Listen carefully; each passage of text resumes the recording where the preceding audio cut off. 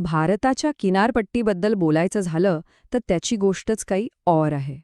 कधी विचार केलाय की आपला पूर्व आणि पश्चिम किनारा इतका वेगळा का आहे आणि आपल्या देशासाठी त्याचं इतकं महत्त्व का आहे? चला तर मग आज याच प्रवासाला निघूया. अच्छा, एक विचार करा. भारताची जी पूर्व आणि पश्चिम किनारपट्टी आहे ती सगळी मिळून किती लांब असेल? तब्बल 5,680 किलोमीटर. म्हणजे विचार करा, किती मोठा आणि विस्तीर्ण असा हा किनारा आपल्याला लाभलाय. ओके, तर आजच्या आपल्या या सफरीत आपण काय काय पाहणार आहोत? सगळ्यात आधी किनारपट्टीची एक ओळख करून घेऊ. मग पूर्वेकडच्या सफरीला निघू. त्यानंतर पश्चिमेकडची वैशिष्ट्ये पाहू. मग तिथल्या काही खास सरोवरांबद्दल बोलू. आणि हो, सगळ्यात शेवटी या संपूर्ण किनारपट्टीचं आपल्यासाठी महत्त्व काय आहे तेही समजून घेऊ. चला मग सुरुवात करूया अगदी बेसिक गोष्टीपासून. किनारपट्टीची मैदानं म्हणजे नक्की काय? तर एकदम सोप्या भाषेत सांगायचं झाल्यास आपल्या भारतीय द्वीपकल्पाच्या पूर्व आणि पश्चिम बाजूला समुद्राला लागून जो लांब आणि अरुंद जमिनीचा पट्टा आहे ना, त्यालाच किनारपट्टीची मैदानं म्हणतात. आता गंमत बघा, पूर्व आणि पश्चिम किनारपट्टी दिसायला जरी सारखी वाटली तरी त्यात जमीन आसमानाचा फरक आहे. पूर्वेकडचा किनारा कसा एकदम रुंद, सपाट, साधारण 200 ते 225 किलोमीटर रुंद. याच्या अगदी उलट पश्चिमेकडचा किनारा तो आहे अरुंद आणि दंतूर. दंतूर म्हणजे काय तर खाचाखोचा असलेला. आणि याच रचनेमुळे ना पश्चिम किनाऱ्यावर नैसर्गिक बंदरं तयार झाली आहेत, जी आपल्या व्यापारासाठी आणि इतिहासासाठी खूपच महत्त्वाची ठरली आहेत. तर मग आपली सफर सुरू करूया पूर्व किनारपट्टीपासून. डोळ्यासमोर नकाशा आणा.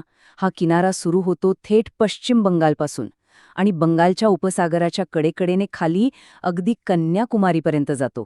या पूर्व किनाऱ्याची खासियत काय तर त्याची प्रचंड रुंदी आणि सपाटपणा. आणि याच सपाटपणामुळे एक इंटरेस्टिंग गोष्ट घडते. महानदी, गोदावरी, कृष्णा, कावेरी या सगळ्या मोठ्या नद्या पूर्वेकडे वाहतात. समुद्राला मिळण्याआधी त्या आपल्यासोबत वाहून आणलेला सगळा गाळ इथेच साठवतात. आणि या गाळापासून तयार होतात प्रचंड मोठे आणि सुपीक प्रदेश, ज्यांना आपण त्रिभुज प्रदेश किंवा डेल्टा म्हणतो. शेतीसाठी तर हे प्रदेश म्हणजे एक वरदानच आहेत. चला, पूर्वेकडची सफर झाली. आता वळूया पश्चिमेकडे. आणि हा किनारा ना पूर्वेपेक्षा एकदम वेगळा आहे. हा सुरू होतो उत्तरेला कच्छच्या आखातापासून आणि अरबी समुद्राच्या बाजूने दक्षिणेकडे थेट कन्याकुमारीपर्यंत जातो. आणि पश्चिम किनारपट्टीची एक मस्त गंमत आहे माहितीये. वेगवेगळ्या राज्यात त्याला वेगवेगळ्या नावाने ओळखलं जातं. जसे की आपल्या महाराष्ट्रात आपण म्हणतो कोकण किनारपट्टी. खाली कर्नाटकात केलं की त्याला कारवार किनारपट्टी म्हणतात. आणि आणखी खाली केरळमध्ये तोच किनारा मलबार किनारपट्टी म्हणून ओळखला जातो.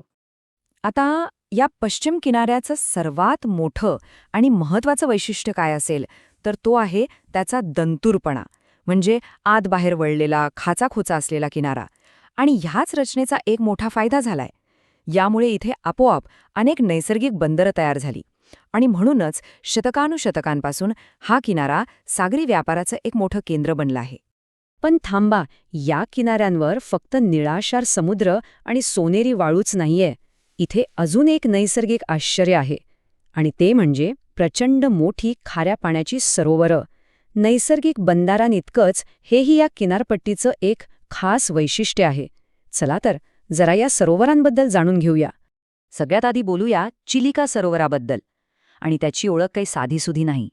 हे आहे आशियातलं सगळ्यात मोठं खाऱ्या पाण्याचं सरोवर.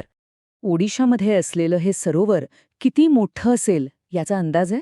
तब्बल 1,100 चौरस किलोमीटर. केवढा प्रचंड आकार आहे बघा. यावरूनच त्याच्या भव्यतेची कल्पना येते. चिलिका सरोवर हे तसं उथळ आहे. म्हणजे झालं काय की समुद्राच्या लाटांनी वाळू आणून एक लांबसडक नैसर्गिक भिंत तयार केली आणि त्यामुळे समुद्राचाच एक भाग आतमध्ये अडकून राहिला. त्यातूनच हे सरोवर तयार झालं. आणि हो, इथली जी जैवविविधता आहे म्हणजे जे जलचर आहेत ते खूपच समृद्ध आहेत. चिलिकानंतर नंबर लागतो तो पुलिकत सरोवराचा. हे भारतातलं दुसऱ्या क्रमांकाचं मोठं खाऱ्या पाण्याचं सरोवर आहे. आणि याची एक खासियत आहे. हे एका राज्यात नाही तर आंध्र प्रदेश आणि तमिळनाडू या 2 राज्यांच्या अगदी सीमेवर पसरलेलं आहे. याचं क्षेत्रफळ आहे जवळपास 759 चौरस किलोमीटर. पण याची खरी ओळख आहे ते इथलं पक्षी अभयारण्य. दरवर्षी हिवाळ्यात इथे हजारो फ्लेमिंगो, ज्यांना आपण रोहित पक्षी म्हणतो, ते येतात. त्यांच्यासोबत इतरही अनेक स्थलांतरित पक्षी येतात. विचार करा, ते दृश्य किती सुंदर दिसत असेल. बरं, आत्तापर्यंत आपण या किनारपट्टीचा भूगोल समजून घेतला, पण आता जरा याच्या पलीकडे जाऊन पाहूया. या प्रदेशांचं आपल्या देशासाठी आर्थिक आणि सांस्कृतिक महत्त्व किती प्रचंड आहे यावर नजर टाकूया. कारण हे किनारे म्हणजे फक्त जमिनीचा शेवट नाही. ही किनारपट्टी फक्त दिसायला सुंदर आहे असं नाही, तर आपल्या देशाच्या अर्थव्यवस्थेचा कणा आहे. कसं? तर बघा, इथे मोठ्या प्रमाणावर आंतरराष्ट्रीय व्यापार चालतो. मासेमारी हा तर इथल्या लोकांचा मुख्य व्यवसाय आहेच.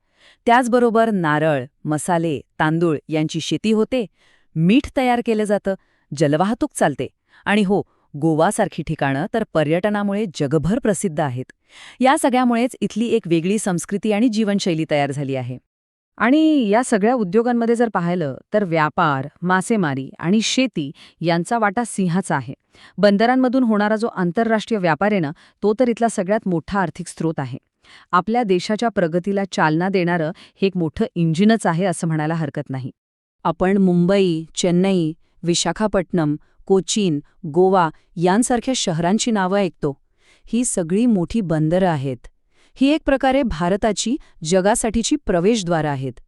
याच बंदरांमधून आपला सगळा आंतरराष्ट्रीय व्यापार चालतो आणि आपला देश थेट जागतिक अर्थव्यवस्थेशी जोडला जातो.